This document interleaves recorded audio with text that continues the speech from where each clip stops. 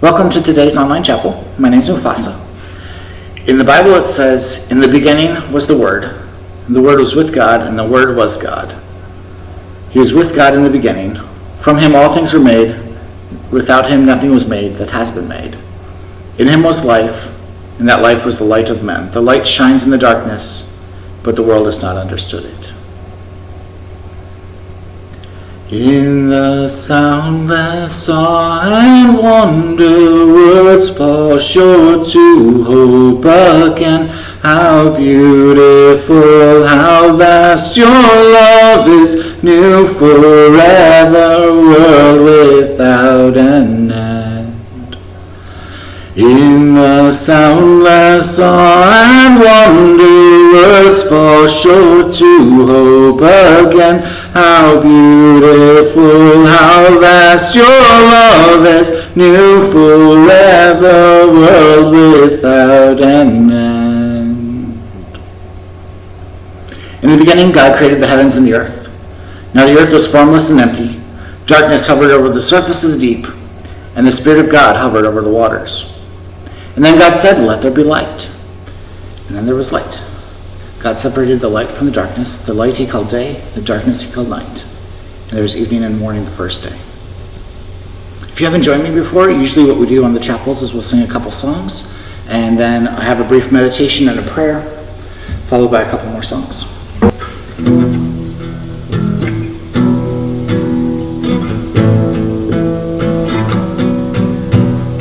I stand to praise you, but I fall on my knees. My spirit is willing, but my flesh is so weak.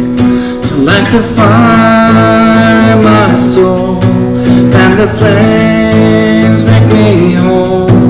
Don't you know where I've been? So light the fire in my heart again.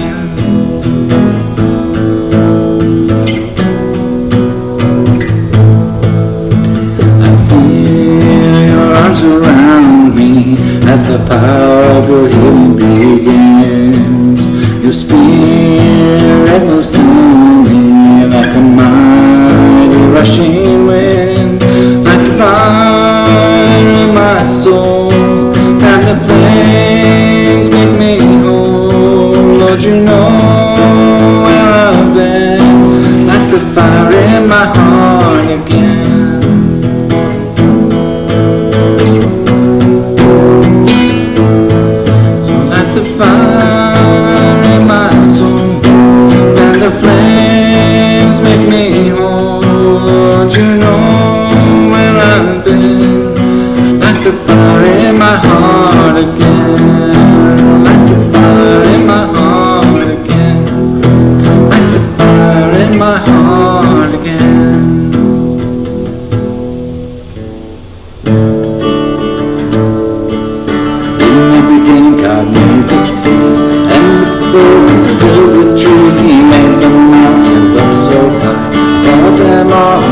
The sky's fingerprints are everywhere, just to show how much he cares. And in the middle, yeah, lots of fun.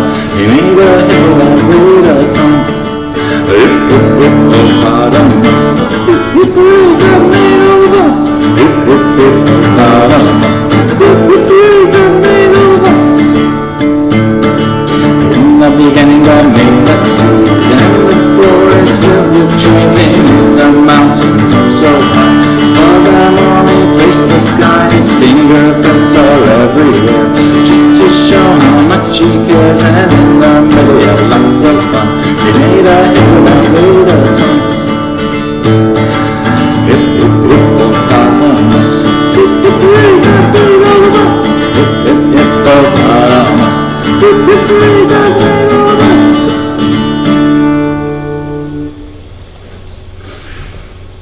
So for our meditation today, I'd like to take you back to Genesis 1 verse 1. It talks about how God created the heavens and the earth, and there was nothing there. I've taken about 2 weeks of Hebrew lessons, and most of that I spent learning the alphabet. But in the book of Genesis, I learned these 2 words. There's tohu, vavohu. I think I'm pronouncing that right. And tohu vavohu basically means emptiness and chaos. There's nothing there. It's just God, and when he creates the world, there's just this water and this vast emptiness. And then God says, let there be light. He brings order to chaos, right? He separates the light from the darkness, and then he eventually separates the water. He puts the sea below, the sky above.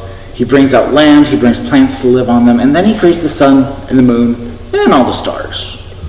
Millions of galaxies full of stars.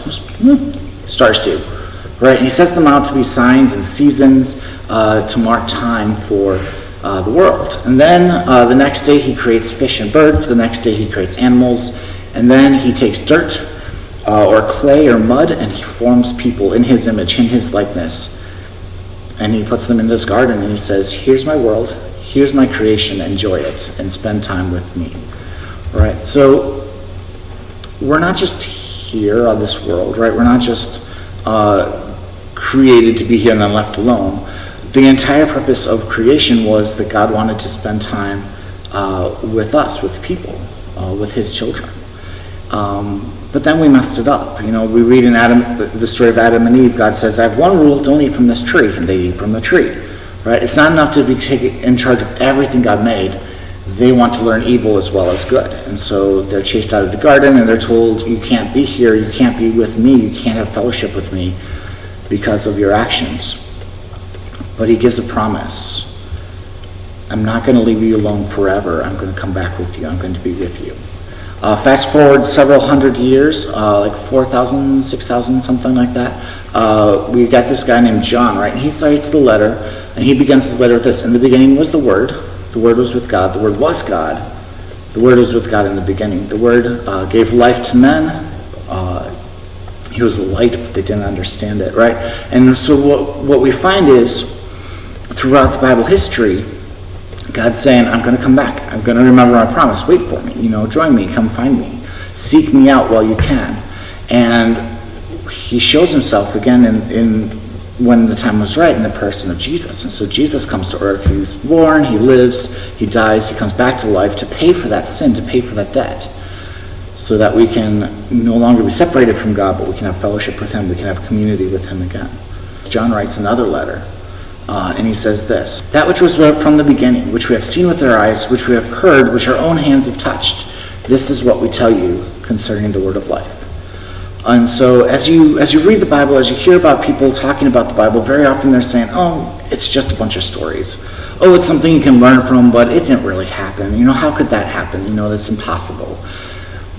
But we have these eyewitnesses, right? Each person that wrote a section of the Bible was an eyewitness. They actually saw this. John himself says, I saw God. I saw Jesus, right? I touched him. I spent time with him. I ate with him.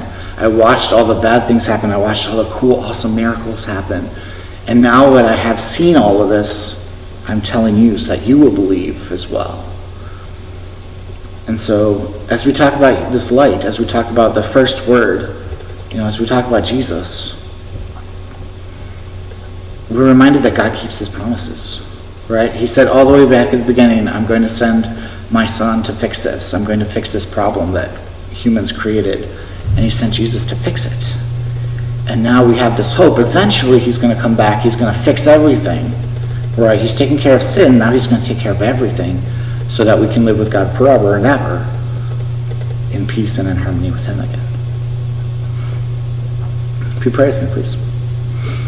Lord, thank you for this day, the chance to see your light and to see how you were working throughout history to bring your promises about, to have just the right time to send your son and also to save us and to meet with us. And so we praise you for bringing us here, for meeting us here today.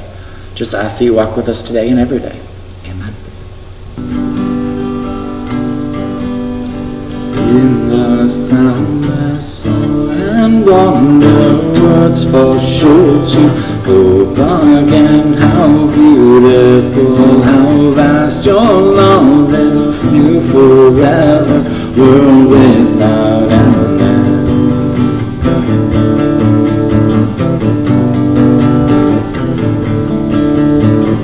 In the soundless song and wonder words fall short to hope again. How beautiful, how vast your love is, new forever.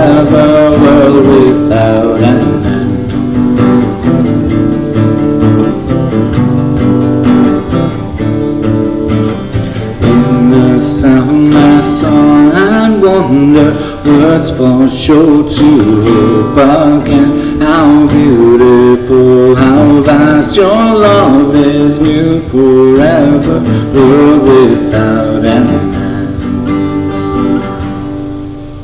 I believe in Jesus, I believe He is the Son of God. I believe He died and rose again. I believe He paid for us all. And I believe He's here now, standing in our midst, here with the power to heal now,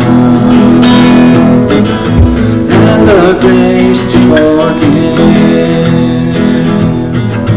I believe in you, Lord. I believe you are the Son of God. I believe you died and rose again. I believe you paid for us all. I believe you are here now, standing in our midst, here with the power to heal now, and the grace to forgive. I believe you are here now, standing in our midst, here with the power to heal now, and the grace to forgive.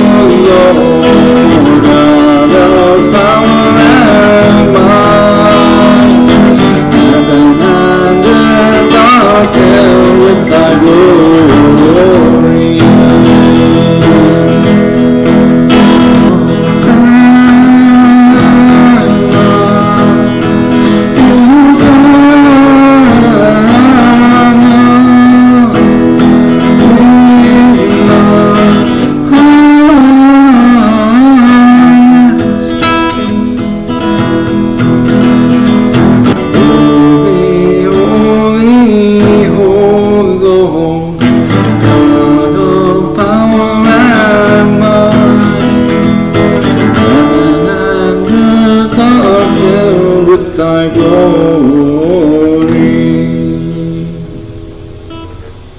Go in peace and serve the Lord.